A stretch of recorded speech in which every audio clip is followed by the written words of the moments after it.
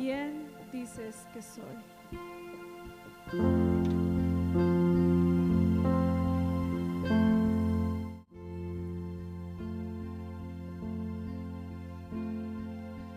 ¿Quién soy yo para que el gran rey me acepte así?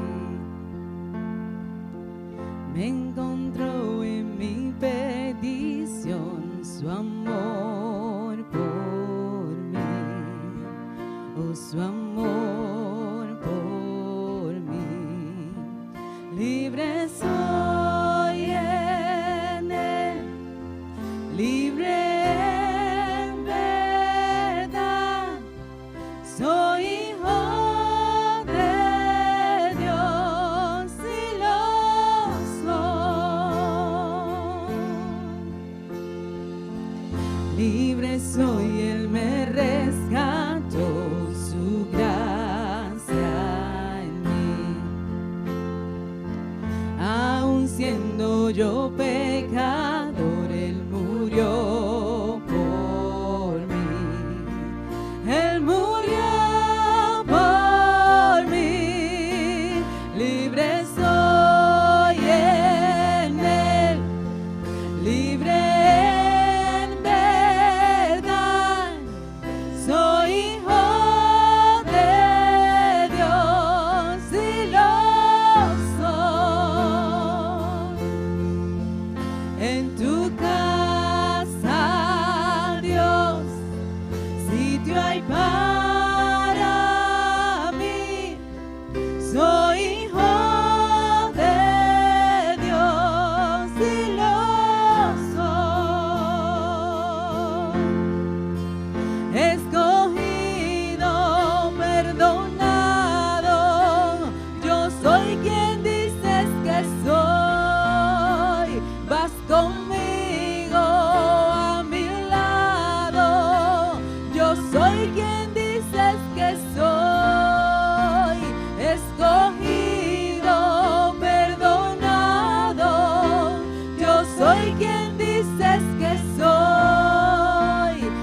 conmigo a mi lado, yo soy quien dices que soy.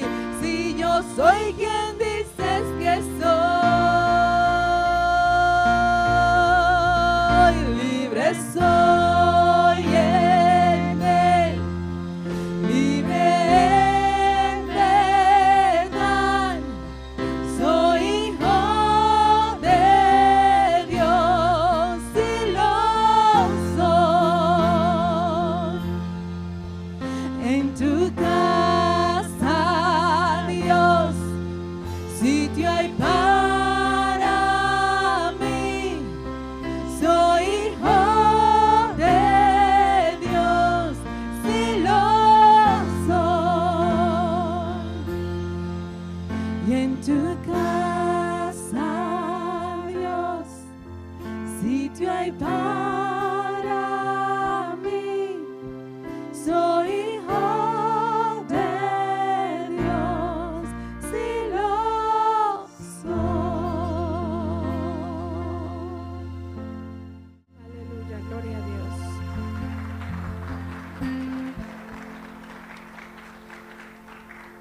Ahora, mis hermanos, vamos a buscar en nuestra Biblia el Salmo 79, mientras nuestra hermana Alicia va pasando por aquí. Salmo 79. Buenos días, hermanos. Que Dios nos bendiga a todos y que gocemos hoy, alabando, venerando el nombre de Dios.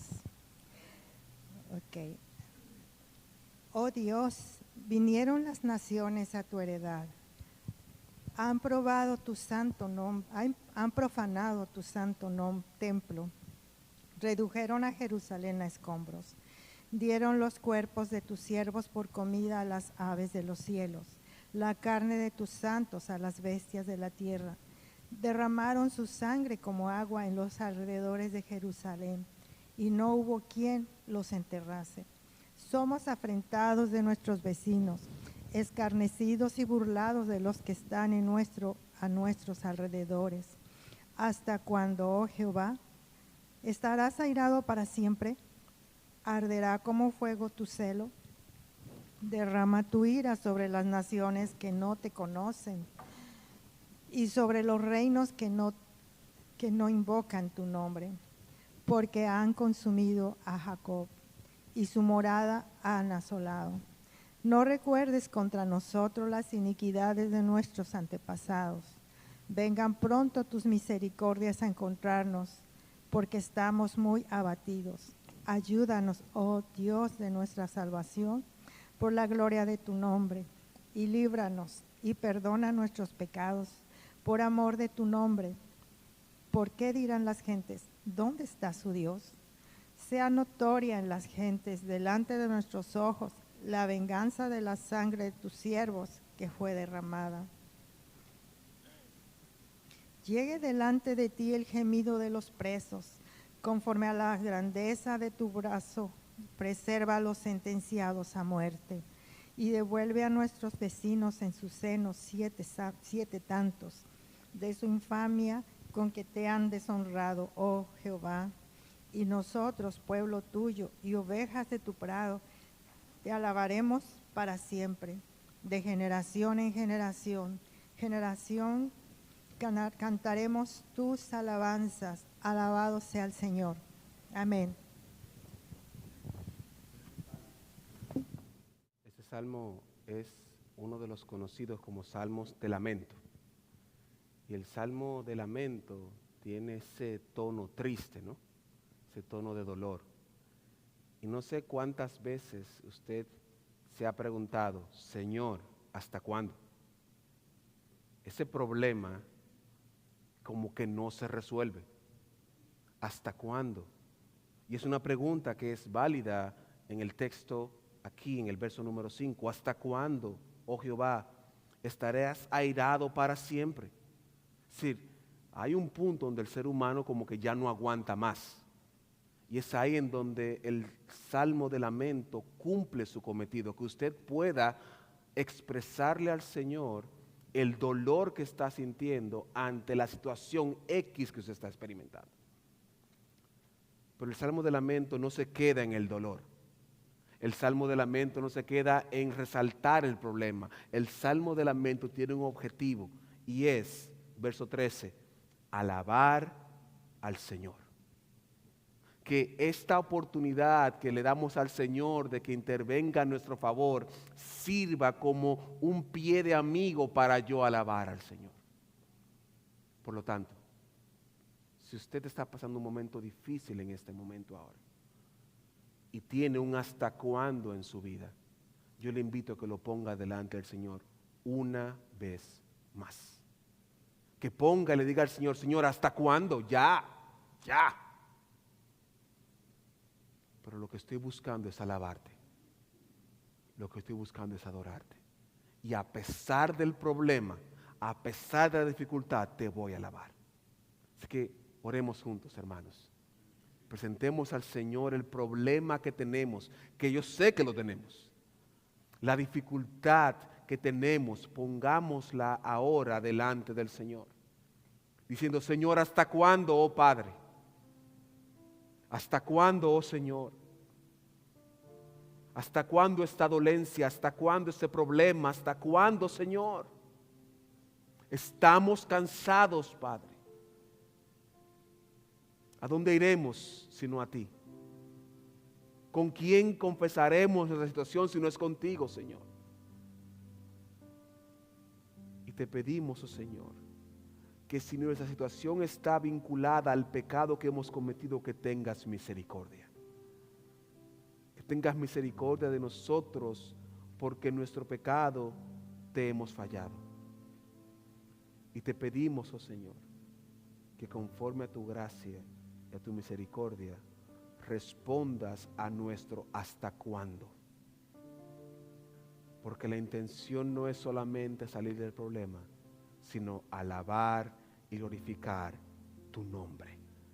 Por lo tanto, Señor, te pedimos que intervengas a nuestro favor, sabiendo, Señor, que eres tú el que puedes resolver nuestro problema,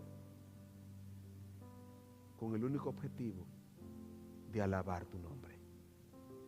Padre, yo presento cada situación de mis hermanos y mía. La ponemos delante de tus pies, rogándote y pidiéndote que tú intervengas a nuestro favor. Y te alabaremos y te glorificaremos, no ahora, siempre. En el nombre de Jesús. Amén. Dios les bendiga, mis hermanos.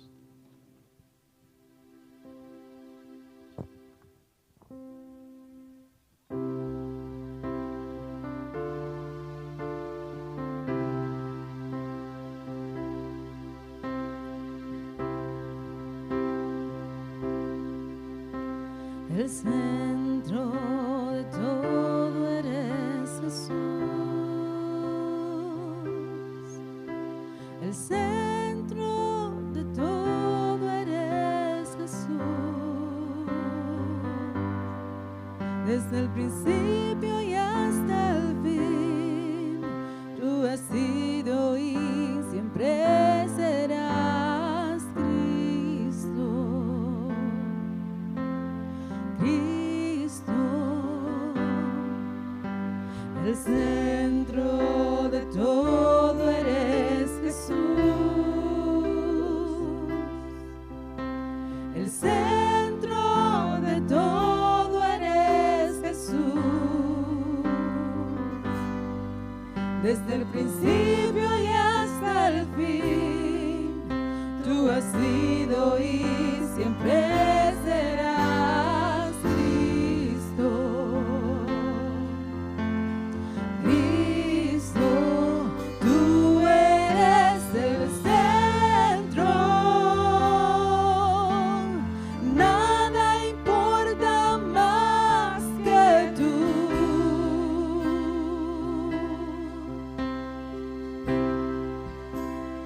Todo el universo gira en pos de ti, Jesús, de ti, Jesús. El centro eres solo tú.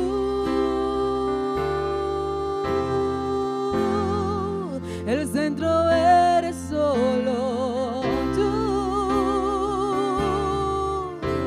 El centro de mi vida es Jesús. El centro de mi vida es Jesús. El centro de mi vida es Jesús. Desde el principio y hasta el fin, tú has sido y siempre serás Cristo. Cristo, Cristo, Cristo, tú eres el centro y nada importa más que tú.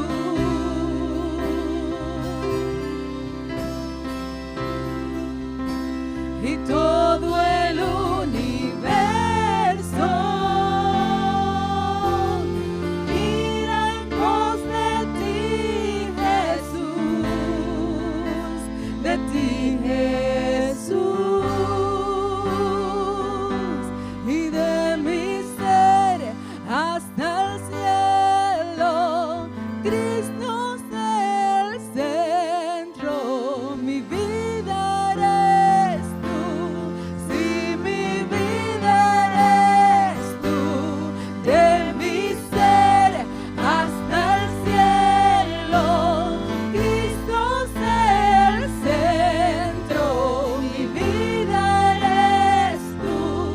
Si mi vida eres tú.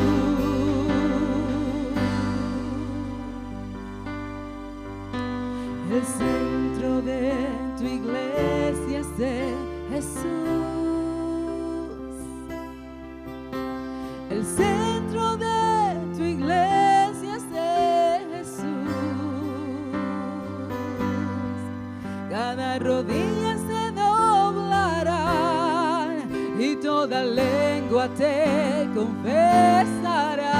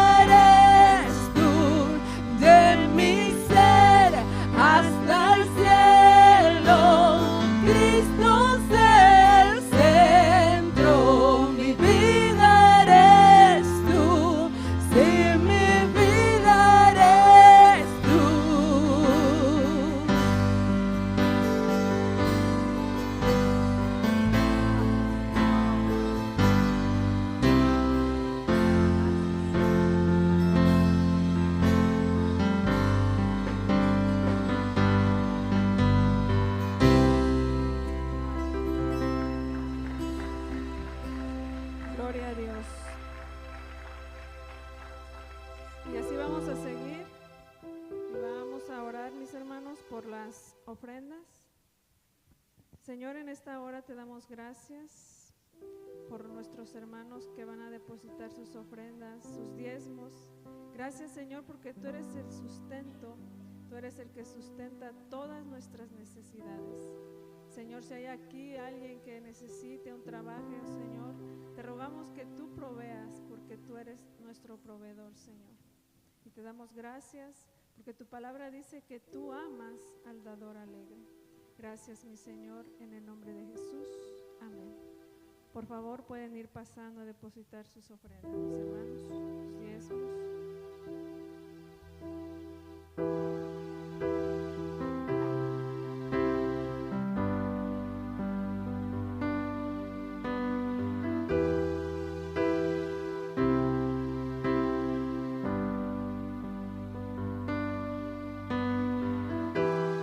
Nuestros corazones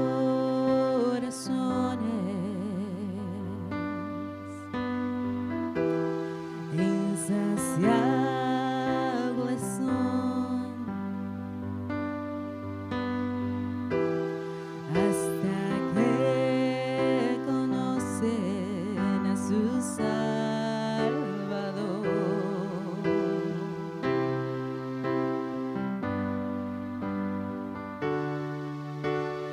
Tal y como somos, nos amó.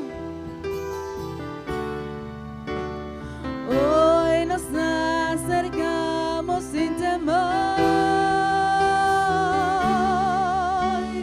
Él es el agua que al beber nunca más tendremos sed. Jesucristo basta. Jesucristo basta, mi castigo recibió y su herencia me entregó. Jesucristo basta, Jesucristo basta.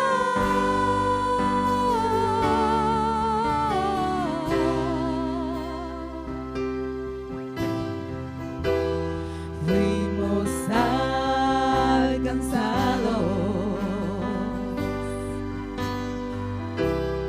por su gran amor y con brazos abiertos nos recibe hoy.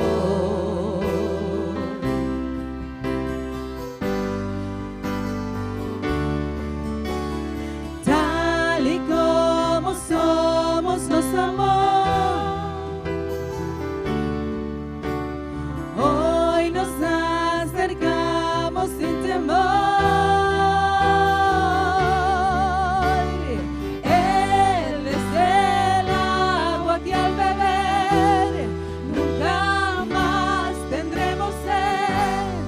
Jesucristo basta, Jesucristo basta, mi castigo recibió y su herencia me entregó. Jesucristo basta, Jesucristo basta.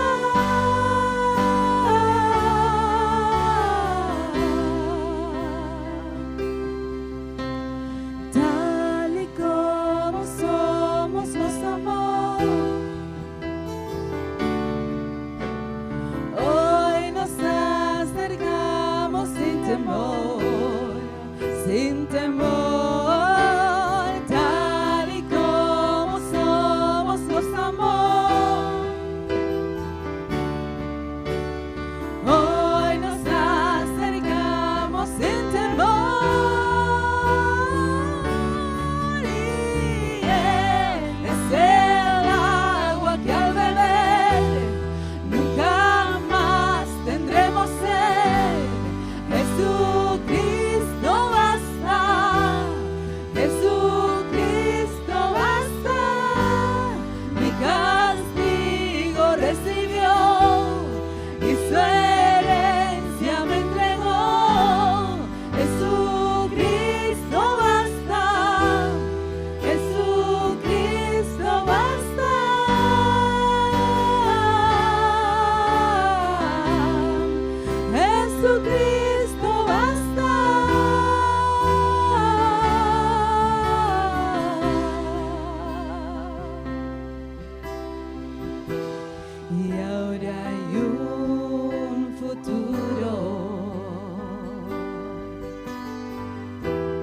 y esperanza fiel. En su amor confiamos, hay descanso en él.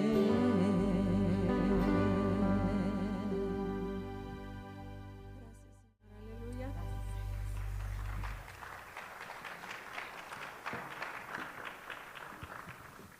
Hermanos, busquemos en nuestra palabra de Dios, Gálatas, capítulo 2, versículo 11 al 21, y pasa a nuestra hermana Alicia nuevamente. Gálatas 2, 11 al 21.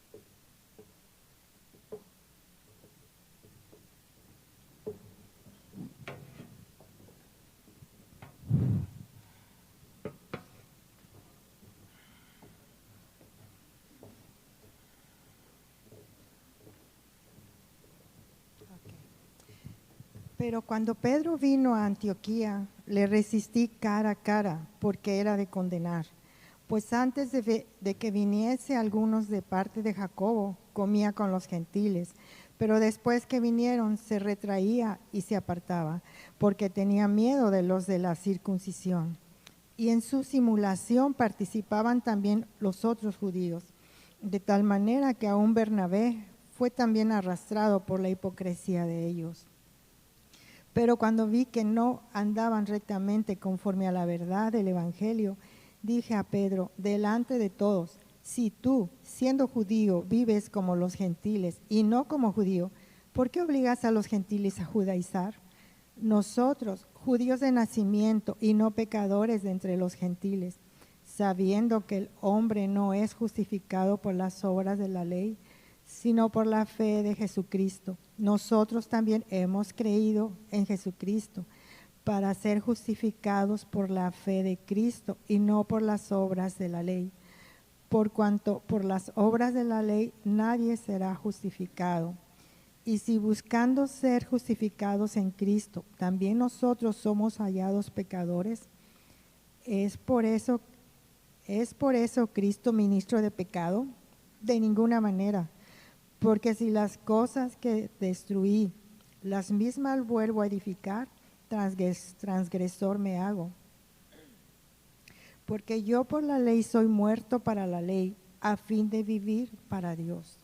Con Cristo estoy juntamente crucificado, y ya no vivo yo, mas vive Cristo en mí.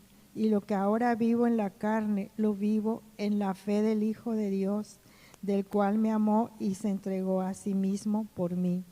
No desecho la gracia de Dios, pues si por la ley fuese la justicia, entonces por demás murió Cristo. Palabra de Dios. Algo bien puntual. Si usted tiene algún talento, algún don, que entendemos que lo tiene, y está interesado en servir, por favor déjenos saber, porque queremos poner en acción lo que Dios le ha dado.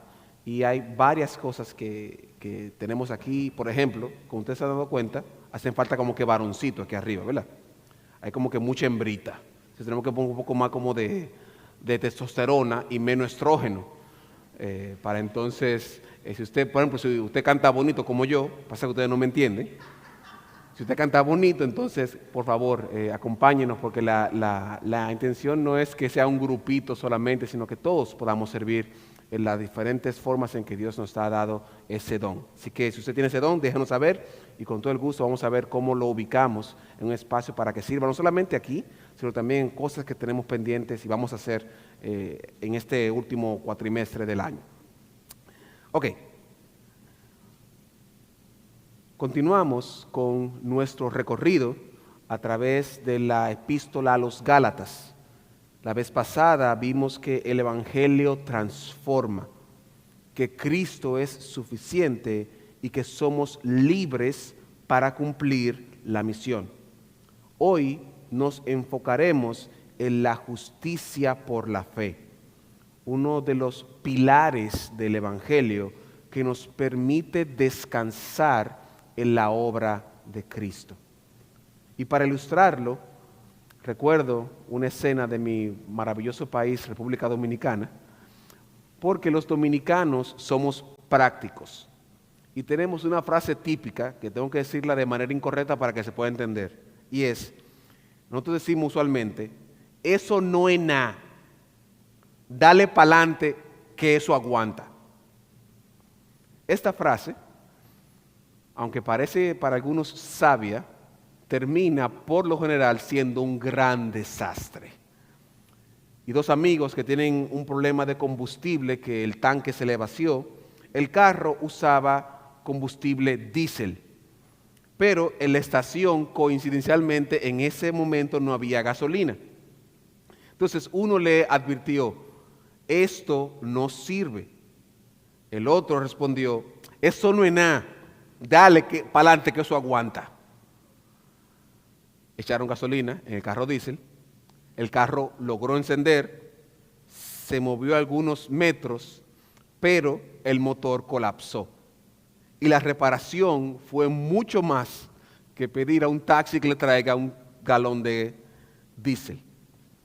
De la misma manera, cuando tratamos de añadirle al Evangelio obras, tradiciones o reglas humanas, lo que estamos haciendo es colapsando nuestra fe.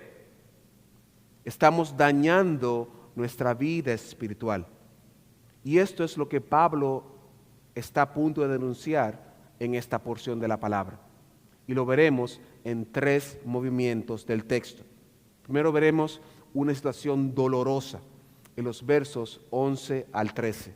Luego veremos una confrontación necesaria en los versos 14 al 19. Y por último, una justificación transformadora en los versos 20 al 21. La idea que quiero que quede en sus mentes y en sus corazones es que por la fe, Cristo es suficiente para justificarnos delante de Dios y no necesitamos añadir el cumplimiento de la ley para ser salvos. Yo le invito a que oremos, nos pongamos en las manos del Señor. Padre amado y Dios todopoderoso, Padre, a pesar de mí, a pesar de mi pecado, de mis faltas, de mis errores, edifica a tu iglesia, oh Señor, para tu gloria y para tu honra, en el nombre de Jesús. Veremos primero la situación dolorosa. Y hasta ahora hemos visto en la carta 2 elementos importantes. Número 1, hemos visto que no hay 2 evangelios. Y número 2, el que tiene Pablo fue confirmado, el evangelio de Pablo fue confirmado por los apóstoles y por la iglesia. En esta nueva sección se da una situación muy dolorosa en donde Pablo se ve en la obligación de enfrentar a nada más y nada menos que a Pedro. Y pienso que este enfrentamiento que Pablo registra aquí tiene 2 propósitos. Número 1, contrastar, hacer el contraste entre la conducta de Pedro, que inicialmente apoyaba el evangelio que predicaba Pablo. Y número 2, utilizar esto como ejemplo de que incluso entre los apóstoles el evangelio podía ser distorsionado. En otras palabras, Pablo relata este evento y argumenta que la distorsión del evangelio puede entrar a la iglesia por la persona que uno menos piensa. Y cuando entremos en el texto veremos que será por las razones menos imaginables. Por lo tanto, yo le invito a que vaya conmigo al libro de Gálatas capítulo 2 y veamos el versículo 11. Gálatas 2:11 dice la palabra del Señor. Pero cuando Pedro vino a Antioquía, le resistí cara a cara porque era de condenar. Y el verso 11 nos muestra 2 cosas. Primero, la indignación de Pablo y la valentía para confrontar a Pedro. Recordemos que Pablo era el nuevo de los apóstoles. Y aunque él ya había demostrado la humildad de someterse al proceso de validación con la iglesia, para este momento histórico han pasado algunos 20 a 25, quizás 30 años desde Pentecostés. Y la iglesia crecía en influencia. Entonces, resistir a Pedro en este momento histórico no era cosa sencilla, ya que Pedro junto a Jacobo y a Juan eran considerados las columnas, como dice el verso 9 del capítulo 2, columnas de la iglesia. No solo esto, sino que ellos tres eran parte del círculo íntimo de Jesús. Sin embargo, Pablo sabía que su apostolado y su evangelio no dependían de un hombre, sino que dependían de Dios. Y esto nos advierte a nosotros hoy sobre sobredimensionar a líderes dentro de nuestra comunidad. Y el riesgo que se corre es de malinterpretar la autoridad espiritual. Cuando esto sucede es un proceso lento, en donde la congregación empieza a aprobar pequeñas cosas. Y estas pequeñas cosas que se van aprobando, se van acumulando hasta que se forma esta figura que es intocable. Esta figura que es prácticamente divina. Y lo que tenemos hoy son apóstoles, profetas, patriarcas y casi querubines. Si tenemos una serie de personas que son los iluminados de Dios, los incuestionables de Dios. Y para colmo utilizan el texto de David cuando va a atacar a Saúl. Dice que David le pide a sus compañeros que no, ¿cómo yo de tocar al siervo elegido de Dios? Y de un momento a otro hay una serie de Saúles y Davíes que exaltan a esta persona. Y la historia lo confirma. Como líderes como David Koresh, que durante el asedio de Waco, Texas, en el 93, él dominaba a esta comunidad con autoridad abusiva. O como el caso también de Jim Jones, que cometió un suicidio masivo en Guyana el 18 de noviembre de 1978. Ambos utilizaron la bandera del Evangelio y la palabra de Dios. Y otros casos similares que usted también puede conocer, donde se muestra el peligro de exaltar a líderes por encima del Evangelio. Y hermano y hermana, cuando la figura de un hombre se pone por encima del Evangelio, se distorsiona el mensaje de Cristo. Y esto es lo que da como resultado grupos sectarios, dominados por líderes incuestionables. Y esto es lo que Pablo está enfrentando. Pablo está enfrentando una situación que puede llevar a una cosa similar. Evidentemente no estamos diciendo que Pedro estaba siendo sectario. Lo que estamos diciendo es que una idea empieza a acumularse, empieza a florecer y tiene frutos. Y eso es lo que Pablo está tratando de evitar. Y por esto él tiene que enfrentar esta hipocresía. Esta situación dolorosa se resume, hermanos y hermanas, en un tema de hipocresía de Pedro, Bernabé y el resto de los judíos. Vaya conmigo al verso 12 y 13 del capítulo 2. Dice la palabra de nuestro Dios: pues antes que viniesen algunos de parte de Jacobo, comía con los gentiles, pero después que vinieron se retraía y se apartaba porque tenía miedo de la circuncisión. Y en su simulación participaban también los otros judíos, de tal manera que aún Bernabé fue también arrastrado por la hipocresía de ellos. Y para entender mejor esa situación, tenemos que situarnos en el contexto judío. Las iglesias de Galacia, la mayoría estaban compuestas por gentiles. Pero, al parecer, era una mixtura, en donde no solamente había gentiles, sino también judíos que solían ser, al parecer, la minoría. Partiendo de esto, los gentiles, probablemente en su mayoría griegos, no tenían las reglas alimentarias que tenían los judíos. Reglas que eran específicas y rigurosas. Y una evidencia de lo riguroso de estas reglas se ve en la visión que tuvo Pedro en el capítulo 10 del el libro de Hechos, donde Dios, en una visión que él confirmaba que era de Dios, le manda a comer animales y mira lo que responde Pedro. Hechos 10:14. Entonces Pedro dijo, Señor, no. Punto y coma. Es decir, no. Punto y coma.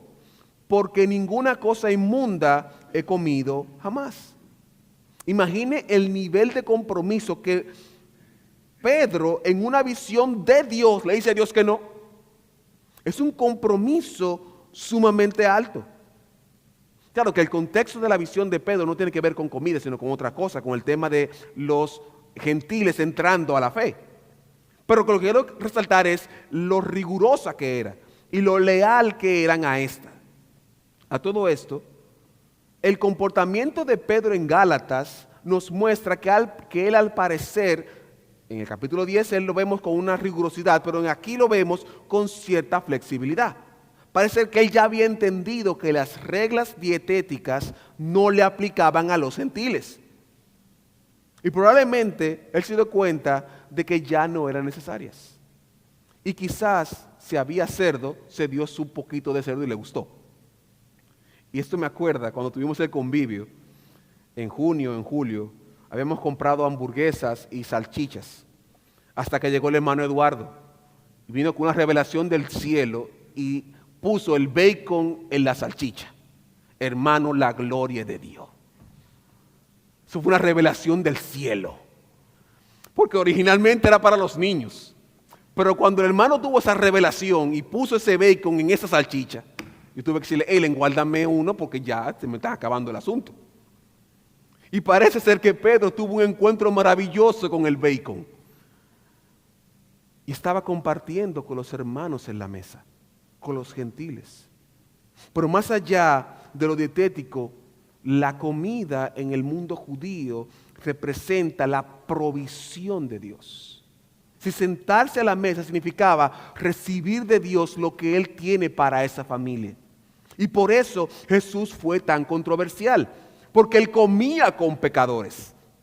Y el mensaje que se interpretaba era que Jesús compartía el don divino exclusivo para los judíos con gente que no lo merecía. Y esta es la clave de toda la situación dolorosa. Pablo reacciona porque Pedro, que proclamaba gracia, de repente actúa de manera hipócrita y desmiente a su maestro. Y lo doloroso es que Pedro estaba negando lo que él había recibido del Señor. Hermanos y hermanas, Pedro había sido testigo de la obra de Cristo. Y se dejó llevar por miedo y vergüenza. Algo que no es nuevo en Pedro. Porque 15 o 20 años atrás hizo exactamente lo mismo cuando estaba la noche de Cristo siendo preso. Por vergüenza y por miedo negó a Cristo. Espero que se entienda el planteamiento. Actuar de manera distinta a lo que Cristo plantea es negar a Cristo. Y por eso el tema de Gálatas no es solamente de comida, es de si Cristo es o no suficiente. Y Pedro demostró con su accionar que Cristo era insuficiente. La pregunta que le hago, hermano y hermana, ¿es Cristo suficiente para usted? Noten que esto empieza con una persona y que puede escalar y afectar a los demás, teniendo a los demás judíos. Y aún, dice Pablo, y aún hasta Bernabé. Hermano, Bernabé no era cualquier persona. Bernabé fue el hijo de consolación.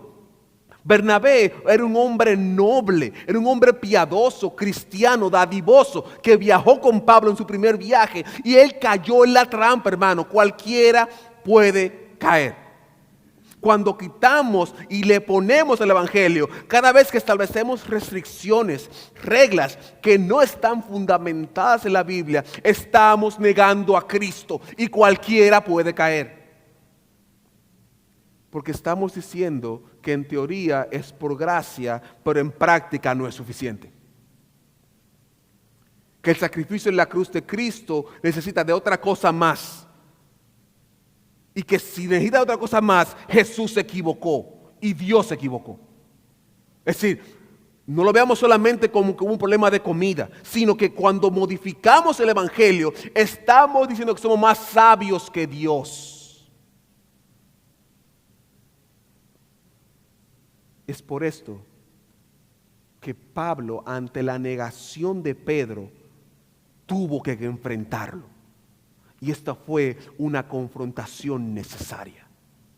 Esta confrontación de Pablo con Pedro, indica que Pedro lo que había hecho era digno de condenar y que no se podía pasar por alto. Y esto él lo hace en 3 elementos. Primero, presenta la contradicción de Pedro. Luego, el razonamiento de la contradicción. Y por último, la conclusión lógica. O sea, cuando vemos la contradicción, en el versículo 14, dice, verso 14 del capítulo 2, cuando vi que no andaban rectamente conforme a la verdad del evangelio, dije a Pedro delante de todos, si tú siendo judío vives como los gentiles y no como judío, ¿por qué obligas a los gentiles a judaizar? Lo contradictorio de Pedro y de los demás judíos que le hicieron caso es que estas acciones que ellos hacían no coincidían con lo que predicaban. Como hemos visto en entregas anteriores, es posible afirmar algo como verdadero, pero vivir una manera completamente distinta. Por ejemplo, un neumólogo que fume cigarros. Él sabe que consumirlos hace daño y aún así los consume. O un padre o una madre que quiere enseñar a sus hijos a ahorrar y ven en su papá y en su mamá una botarata de dinero. Contradicciones. Pero Pedro enfrentaba esta gran contradicción porque él lo enseñaba que la justificación viene por la fe. Pero por presión social, él imponía cosas que negaban esta verdad. ¿Cuántas veces nosotros hemos hecho exactamente lo mismo? Cargando a otros con reglas basadas en mis tradiciones, en mis ideas personales. Cosas que no podemos sostener con la palabra, pero aún así lo imponemos como que eso es palabra de Dios. Y el peligro de esto, hermanos y hermanas, es que imponemos cargas que ni nosotros mismos podemos cargar. Hermanos y hermanas, esta hipocresía plantea entonces el siguiente razonamiento. Gálatas 2, 15 al 16. Nosotros, judíos de nacimiento y no pecadores entre los gentiles, sabiendo que el nombre no es justificado por la fe, sino por la fe en Jesucristo, por las obras de la ley, sino por la fe en Jesucristo. Este razonamiento, Pablo muestra lo insostenible de lo de Pedro. Él sabía que el hombre no es justificado por la ley. ¿Por qué? Porque la ley no se cumple por partes. La ley o se cumple toda o no se cumple. Y si se falla en un solo punto, se falla en toda ella. Por eso el pueblo de Israel tuvo que presentar tantos sacrificios, porque no terminaba el sacrificio y en el momento la gente estaba otra vez en pecado. Como que ese sacrificio y salía del tabernáculo y ipso facto ahí volver otra vez pecado y asunto. Era insostenible. Y de manera igual que hoy, deberíamos pedir perdón todos los días, porque sabemos todo lo que hemos fallado. Le pongo un ejemplo. El gran mandamiento: amarás al Señor tu Dios con todo tu corazón, con toda tu alma, con todas tus fuerzas, y amarás a tu prójimo como a ti mismo. Y ninguno de los otros lo cumple. Ninguno. ¿Por qué? Porque como dice Juan Calvino, podemos deducir que la naturaleza del hombre, por así decirlo, es una perpetua fábrica de ídolos. Es decir, yo tengo un ídolo por minuto que le toma el lugar al Señor. Porque nosotros, por lo general, a Dios siempre lo tenemos como que Él me entiende. Y como Él me entiende, yo tengo la libertad de hacer lo que yo quiera. Por lo tanto, si nos tomamos solamente ese mandamiento, fallamos siempre, todos los días. Es decir, que yo no puedo cumplirle al Señor como Él demanda que yo le cumpla. Y no solamente eso, sino que esto aplicaba a los judíos. Vaya conmigo a la parte B del 16. Nosotros también hemos creído en Jesucristo para ser justificados por la fe de Cristo y no por las obras de la ley, por cuanto por las obras de la ley nadie será justificado. Así, el razonamiento de Pablo debió haber llevado a Pedro a decir, oye, cometí un error. Y también reflexionar a nosotros hoy, hermanos y hermanas, no podemos añadir o quitar nada a lo que Jesús hizo en la cruz. No hay obra buena que podamos realizar, no hay sacrificio, no hay nada. Si dependiera de estas acciones, estuviéramos perdidos. Y yo le hice el siguiente planteamiento a la inteligencia artificial. Le pregunté, ¿cuántos sacrificios, tomando en consideración la ley judía y los ritos descritos en la Biblia, se realizaron entre Éxodo y Jesús? La respuesta fue aproximada. Entre el Éxodo y Jesús, 1200 a 1400 años aproximadamente, el número rondaría en 1.180.800 sacrificios o 1.377.600 sacrificios. Aunque este cálculo no es exacto, evidentemente, no es más yo probar una teoría. Lo que estamos viendo es que 1.300 millones de sacrificios no lograron satisfacer a Dios. 1.300 millones de lo que sea es mucho. Y aún así, no pudieron satisfacer a Dios. Por lo tanto, la conclusión lógica, ¿cuál es? Versos 17 y 18. Si buscamos ser justificados en Cristo, también nosotros somos hallados pecadores. ¿Es por esto Cristo ministro del pecado? En ninguna manera, porque si las cosas que destruí las vuelvo a edificar, transgresor me hago. Es decir, la conclusión lógica es, si el judío, haciendo sacrificio, no puede justificarse delante de Dios, y por lo tanto Cristo no puede ser un ministro del pecado, entonces el judío y el gentil están en la misma condición. ¿Cuál es? Ambos deben ser justificados por la fe. Porque por la ley no pueden los judíos, nosotros tampoco. Y si no pueden ellos y nosotros tampoco, ¿cuál es la solución? Que Cristo nos justifique. Hermanos y hermanas, la justificación del creyente viene por la fe en Jesucristo, en el sacrificio de Cristo que Jesús nos dio. Usted y yo nada podemos hacer. Présteme atención, ni usted ni yo tenemos la capacidad de satisfacer lo que Dios demanda. Estábamos muertos en nuestros delitos y pecados hasta que Cristo vino y con su sacrificio nos justifica por la fe y nos da vida, su sacrificio y nada más. Yo no puedo hacer nada. Por lo tanto, Cristo es suficiente. Y si Cristo es suficiente, no hay que añadirle nada. Es por esto que Pablo concluye esta lógica diciendo, verso 19, porque yo por la ley soy muerto para la ley, a fin de vivir para Cristo. Es una contraposición de que la justificación me da vida y la ley me da muerte.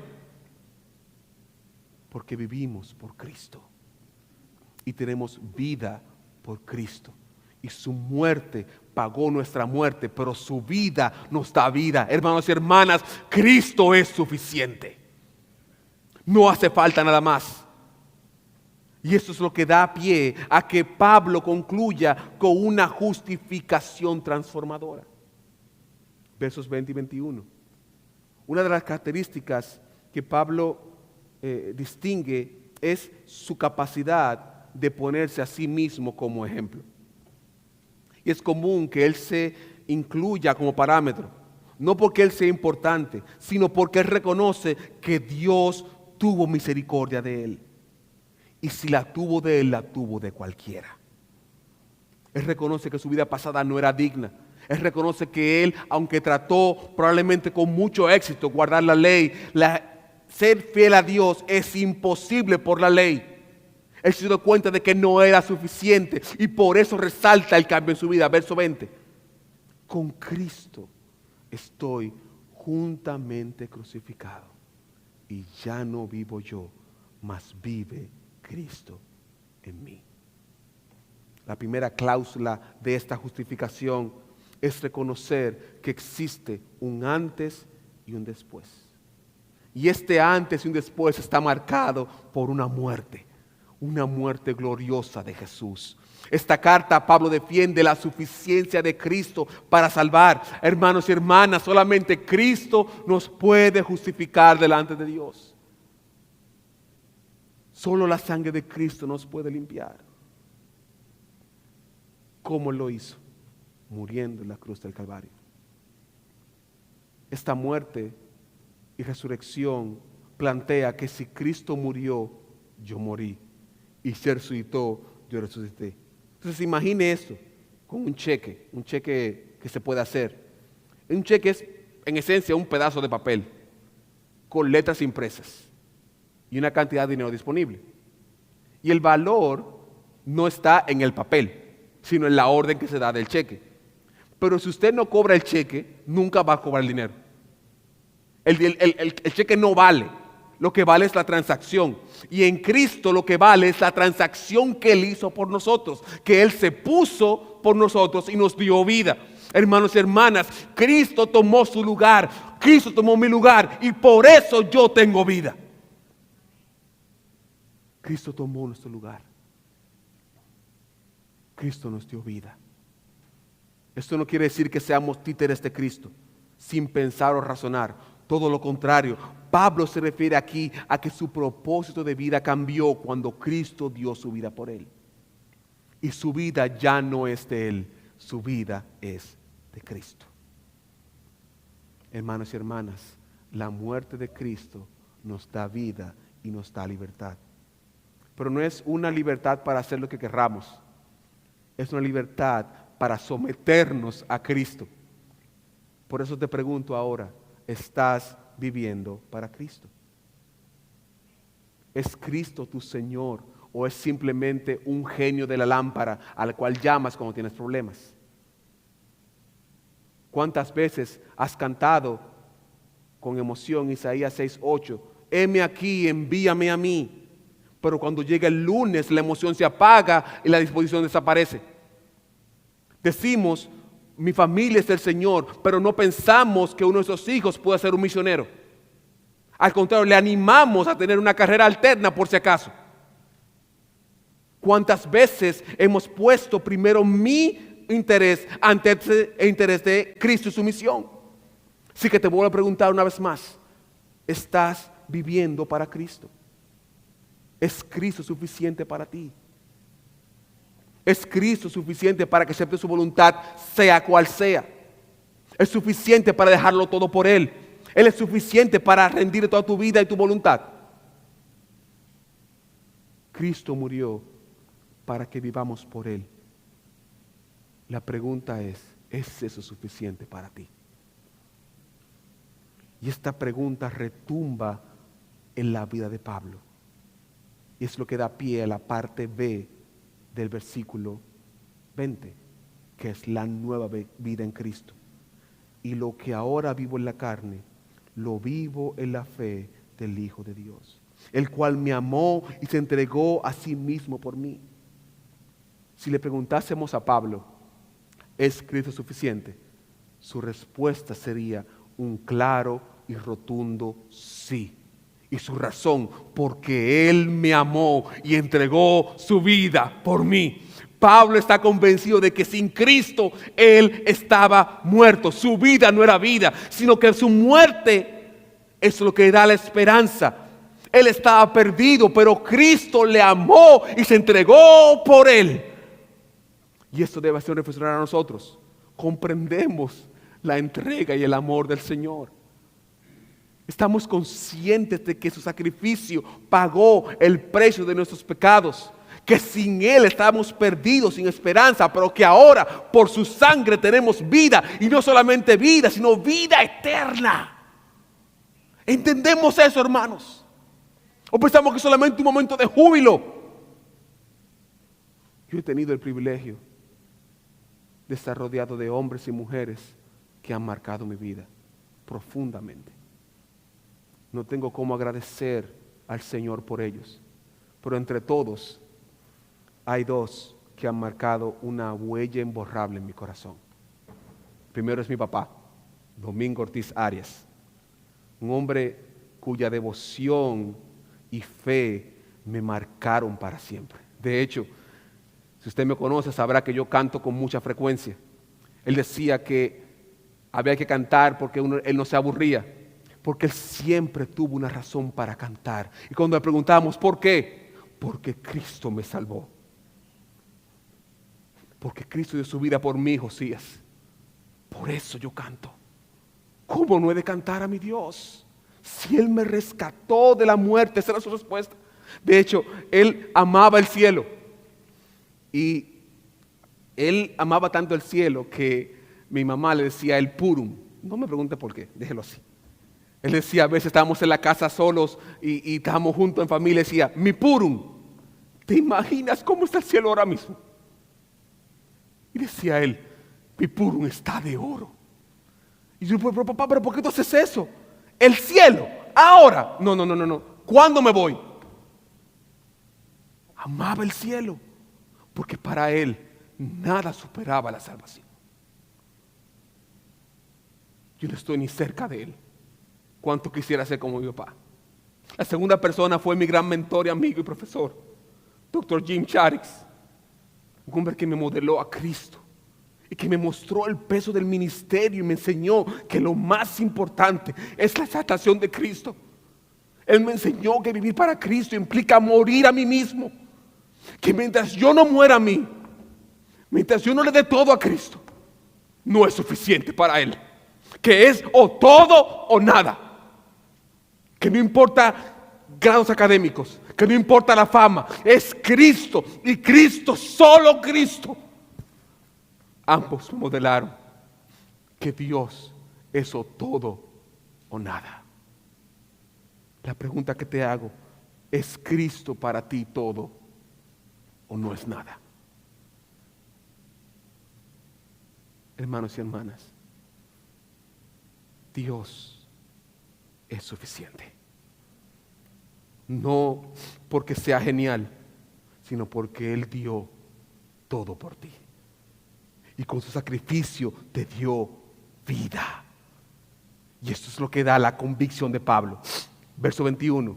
No desecho la gracia de Dios, porque si por la ley fuese la justicia, entonces por demás murió Cristo. Hermanos y hermanas, noten que no es un cierre poético. No es algo elocuente como uno esperaría de Pablo, sino que si la ley salvara, la muerte de Cristo fuera innecesaria. Y el sacrificio de Dios por el hombre no valió la pena. Y todo el sufrimiento por el cual vino Cristo fue en vano. Pero Él dice, hermanos y hermanas, Cristo es suficiente. Esa es la razón por la cual es todo o nada. Cristo, hermanos, es suficiente.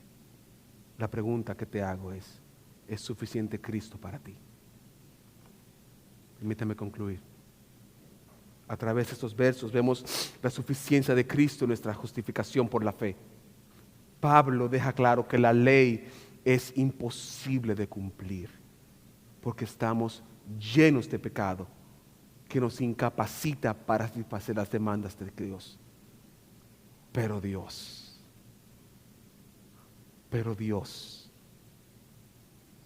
nos justificó por la fe. Y esto se da cuando aceptamos a Cristo como Señor y Salvador, cuando venimos a Él en arrepentimiento y fe. ¿Cómo lo aplicamos? Número 1, dependamos de la obra de Cristo. Somos incapaces, hermanos, de satisfacer las demandas de Dios. No importa cuántas buenas obras hagamos, estamos perdidos. Número 2, recibamos la corrección con humildad. Somos pecadores y todos podemos caer. Sin embargo, si tenemos una actitud humilde hacia la corrección, podremos corregir aquellas cosas incorrectas para que tengamos una salvación por gracia que hemos recibido. Y por último, vivamos conforme a la justificación que hemos recibido. Nuestras vidas deben reflejar el cambio que Cristo ha hecho en nosotros al morir en la cruz del Calvario, requiriendo de nosotros una entrega total de nuestras vidas solamente a Él. Por lo tanto, si aún no estás en la fe y crees que porque te has portado bien tienes vida eterna, permíteme decirte que no es así. No importa cuántas cosas buenas hagas, jamás podrás cumplir a la perfección lo que Dios demanda. Pero la buena noticia es que no tiene que ser así.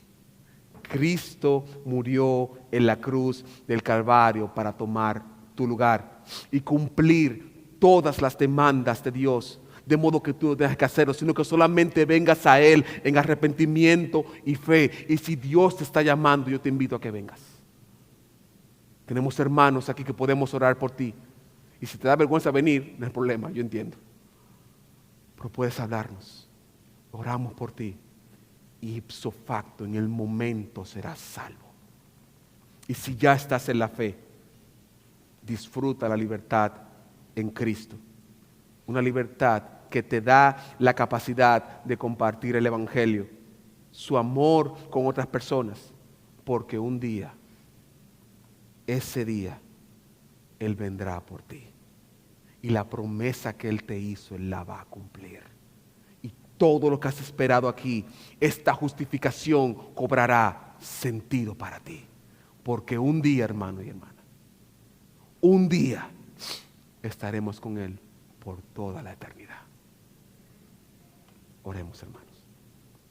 Padre amado y Dios todopoderoso, gracias por tu gracia. Gracias por tu misericordia. Gracias por la justificación que recibimos por la fe. Gracias, Señor, porque no podemos hacer nada. Gracias. Gracias porque no depende de nosotros, sino que depende de ti. Y yo te pido, oh Señor, que tú nos ayudes a entender la grandeza del Evangelio, a darnos cuenta de que tú eres suficiente para gloria y honra de tu nombre, en el nombre de Jesús. Dios les bendiga, mis hermanos. A que tomemos un tiempecito ahora y vamos a celebrar.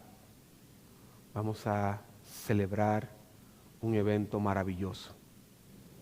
Vamos a celebrar recordando lo que Dios ya ha hecho por nosotros. Vamos a tomar un tiempo ahora para la Santa Comunión. Así que yo invito a los hermanos que por favor traigan los distintos elementos para entonces compartir la cena del Señor.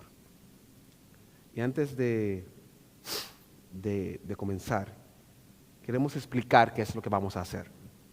La cena del Señor es un acto espiritual y físico al mismo tiempo. Con esto recordamos un evento y con esto nos esperanzamos para un evento. Es el sacrificio de Cristo que lo vemos de manera tangible. Y con Él recordamos lo que Él hizo por nosotros y la esperanza que tenemos para el futuro. La pregunta es, ¿quiénes pueden participar? En este caso, aquellas personas que ya son parte del nuevo pacto.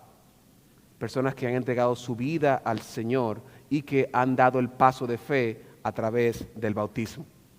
Así que hoy nos alegramos porque tenemos un nuevo miembro de nuestra familia, nuestro querido hermano Julián. Gracias, hermano, por ser parte de Viula. Un aplauso para Julián, que hoy se inaugura no solamente en la familia del Señor, sino también en participar del cuerpo de Cristo. Y esto es lo que celebramos hoy, de que personas como Julián dan el paso de fe.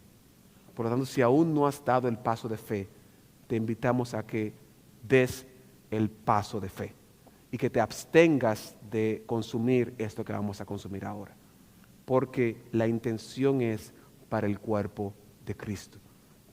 Si ya fuiste bautizado en una iglesia por la fe que coincide con nosotros y fuiste sumergido, puedes participar aunque no seas de nuestra iglesia, pero te invitamos a que si aún no has dado el paso de fe, mires cómo nosotros lo hacemos y que eso sirva como inspiración para que tú también, como Julián, como han hecho todos aquí, demos el paso de fe en arrepentimiento y fe y pases por las aguas y de ahí en adelante quedes sellado hasta que Cristo venga. Así que yo le invito, hermanos, a que oremos, pongamos delante del Señor este momento y hagamos una autorreflexión sobre lo que Dios hizo por nosotros. Padre, te damos las gracias y bendecimos tu nombre. Te exaltamos y te glorificamos. Damos las gracias, Señor, porque tú moriste por nosotros y hoy recibimos la gracia de compartir y memorar, oh Dios, este evento tan importante de tu muerte y tu resurrección. Que sea de beneficio para nosotros.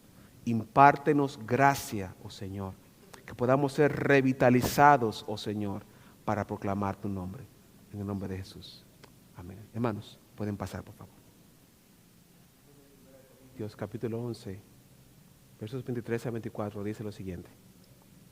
Porque yo recibí del Señor lo que también os he enseñado, que el Señor Jesús, la noche que fue entregado, tomó pan y habiendo dado gracias, lo partió y dijo, tomad, comed, esto es mi cuerpo, que por vosotros es partido. Haced esto en memoria de mí. Tomemos el pan, hermanos.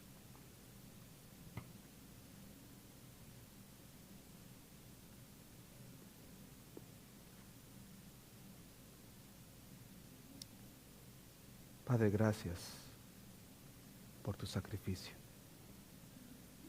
Gracias porque tu sangre, oh Señor, recibió el látigo del pecado.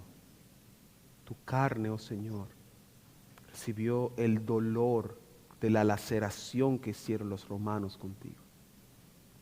Y todo tú lo hiciste por mí. Gracias, Señor, porque no nos merecemos tu gracia, pero tú nos amaste primero. Asimismo, tomó también la copa después de haber cenado, diciendo, esta copa es el nuevo pacto en mi sangre. Haced esto todas las veces que la bebieres en memoria de mí. Tomemos la copa, hermanos.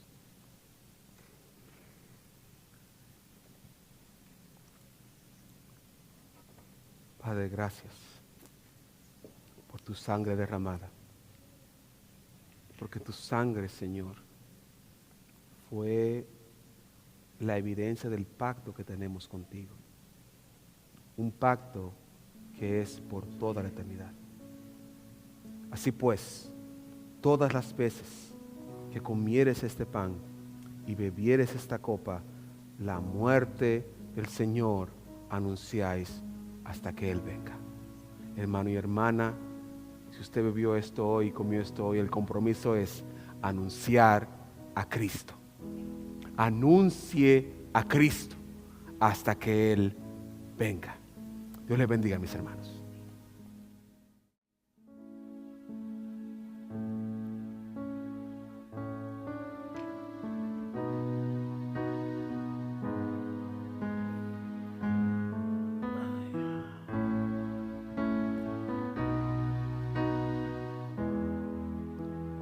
Gracias por la cruz, oh Dios,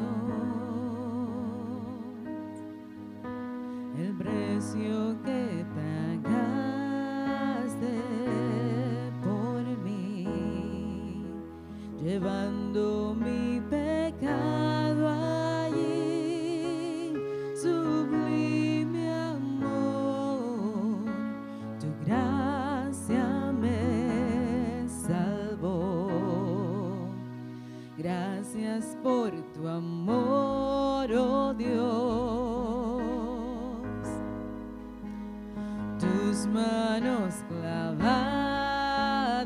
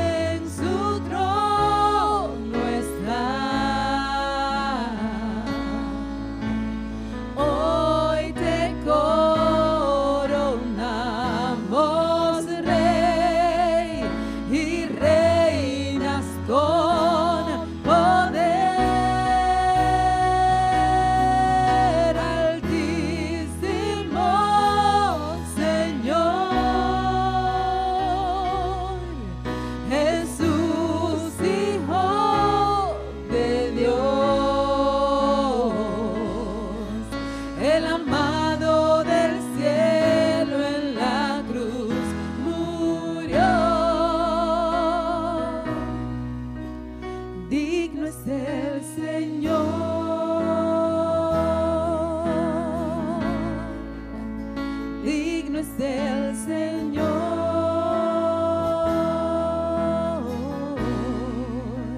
y gracias por la cruz, oh Dios,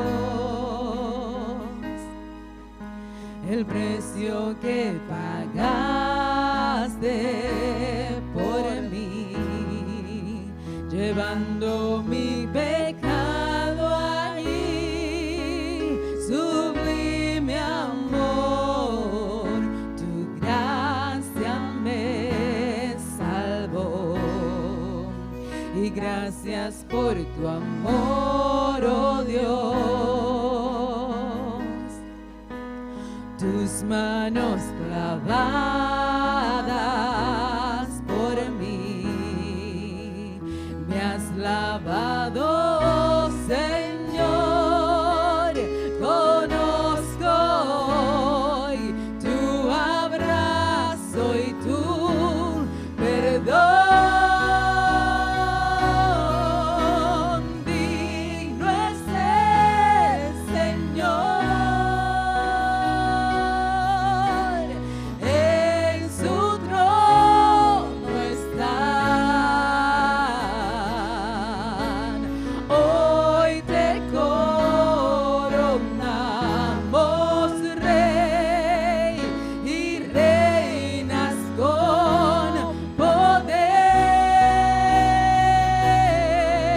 Altísimo Señor,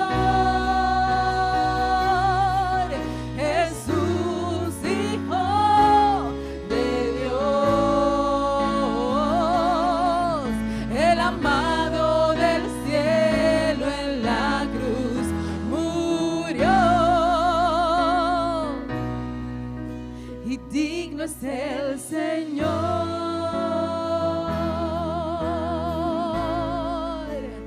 digno es el Señor,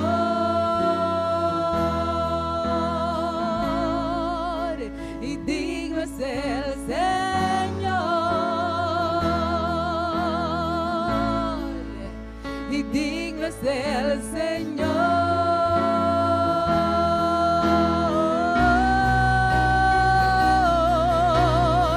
digno es el Señor, y en su trono está. Hoy te coronamos,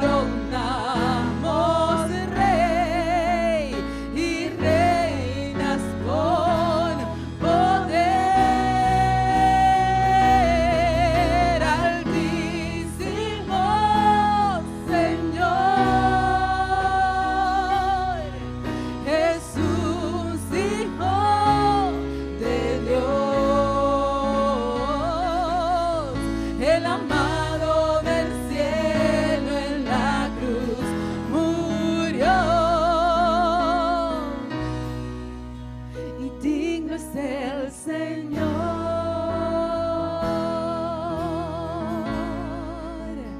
digno es el Señor,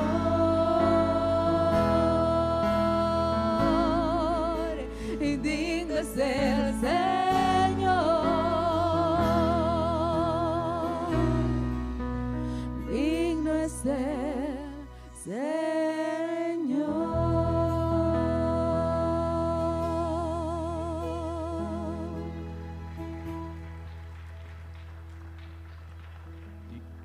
Dios los bendiga a todos.